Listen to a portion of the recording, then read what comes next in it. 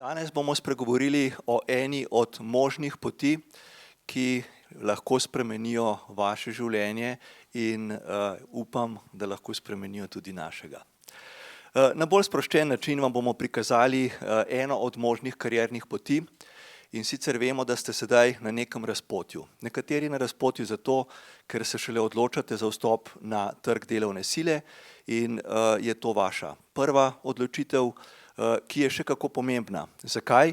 Predvsem zato, ker vkolikor se odločite napačno in greste po napačni poti, pa naj bo to leva ali desna, boste postali nejevoljni, poleg tega pa seveda tudi neustvarjalni, kar vodi v krizo in seveda tudi potem v neko apatijo.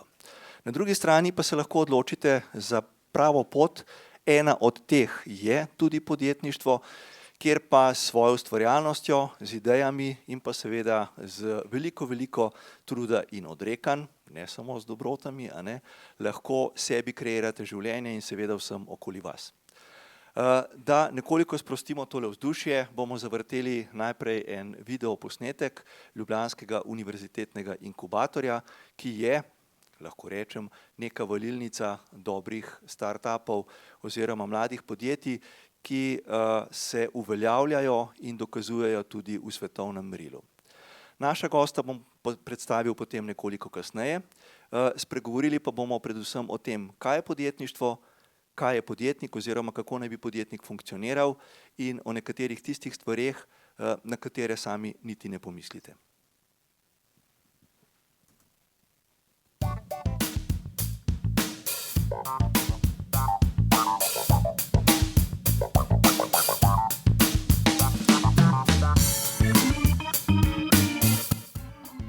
Najlepše je to, ko prideš zjutraj, vsi so zaspani, nobenemu se da resno delati, ampak vsi smo zagnani totalno. Mislim, da je prav raznovrstnost prednost, ker imamo ljudi zelo različnih profilov in tudi zelo različnih panog. Skupna jim je pa ta želja potem, da bi nekaj naredili sami. Mogoče res ta, da so tukaj ene nove stvari, inovacije in pa ena energija. Mogoče inkubator lahko primerjate tudi z jajčno lupino, se pravi tukaj morajo dobiti tisto osnovno moč, da prebijejo lupino in pridejo na trg.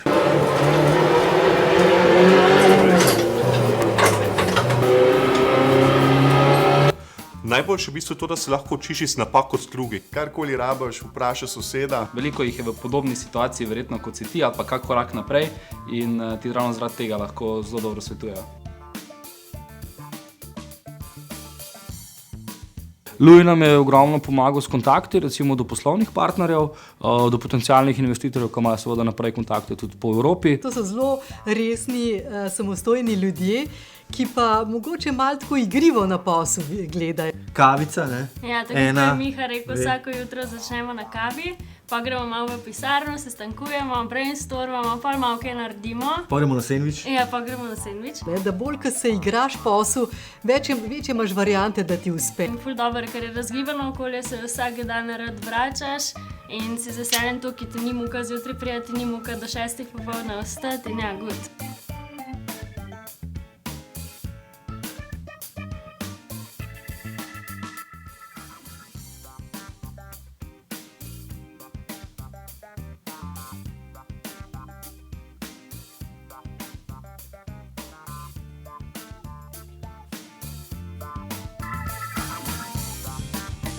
Kaj to dela zdaj promo za Luj? A ti spomniš, za kaj se gre? Ne. Ja, super. Dela promo video za Luj. A veš, vsak forum, ki imaš, če imaš kakšno kritiko gor, izpade bolj kredibilen, ne? Mi da smo ta kritika. Če bi prosim začele ženske se ukvarjati s startupi. Ja, hitro. To je najmanj sporočilo za danes. Ker je kvota katastrofalna. Mladim se dogaja je eden od naših sloganov za projekte, ki jih izvaja Spirit Slovenija. Javna agencija, ki praktično ponuja od začetka, od ideje, preko rasti, razvoja in vse do internacionalizacije za podjetja. Ogromen poudarek dajemo v zadnjem času prav mladim. Zakaj? Zaradi tega, ne zato, ker izrabljeno govorimo, da na mladih svet stoji, ne? Ampak preprosto zato, ker ste mladi polni idej, ker ste neobremenjeni in ker resnično lahko marsikaj spremenite. Zato tudi nasvet vsem skupaj, nikar ne obupajte, če vam prva stvar kakorkoli kdaj v življenju spodrsne. Veliko jih bo na vseh področjih. Podjetništvo, korak v svet priložnosti. Res je. Podjetništvo je ena od kariernih možnosti, istočasno pa tudi velik potencial za vašo nadaljnjo življenjsko pot. In če gremo kar na prvo vprašanje, ki se vedno zastavlja, kaj je podjetništvo. Podjetništvo je proces, v katerem nastane nova vrednost, vsak korak v tem procesu pa mora biti premišljen.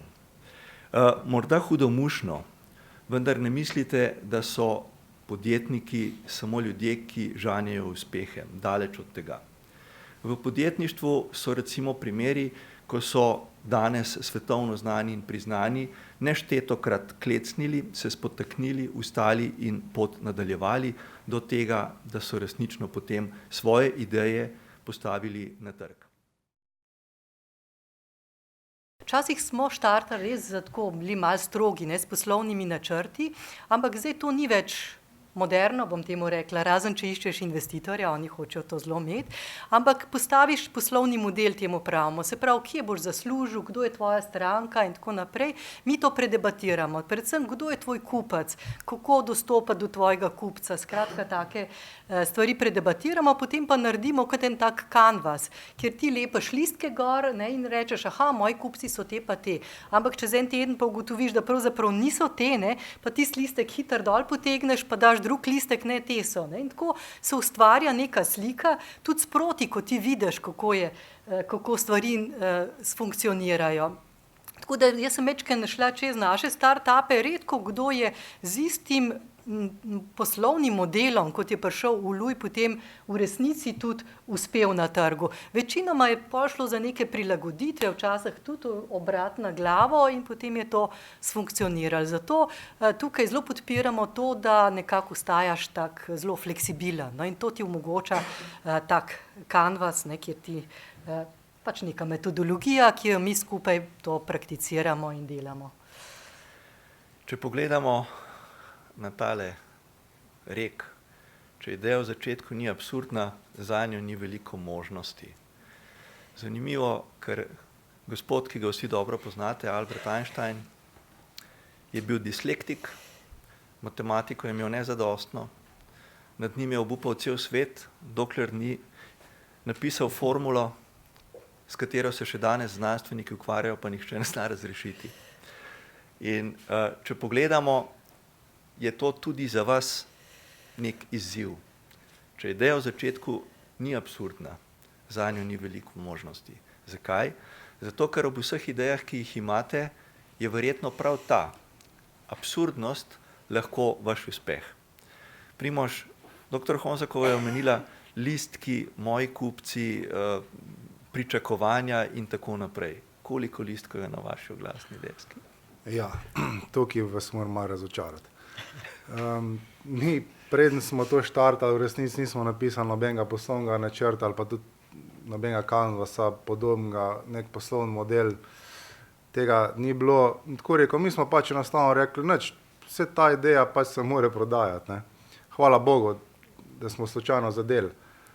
Drugače se popolnoma strinjam, zdaj nekako seveda te listki prihajajo iz raznih strani in učenje kupcev ustvarja veliko bolj jasno sliko. Tako da v bistvu obstajajo orodja, ki so relativno enostavna in si zelo hitro sam pri sebi odgovoriš, a je ta ideja prava ali ni, a se splača za njo posvetiti cel življenje, vse, kar praktično imate, ali ne. Tako da jaz mislim, da recimo vaš center oziroma inkubator in kar nekaj teh centrov zdaj v Sloveniji obstaja. Tam to osnovna znanja, katera mi nismo pridobili in je mogoče, bom rekel, kar težava zdaj bila v nekem obdobju in se jih učimo sproti, so odlična popotnica potem za naprej, tudi če greste potem v neko normalno službo, jaz pravim, ker boste razumeli osnove posla.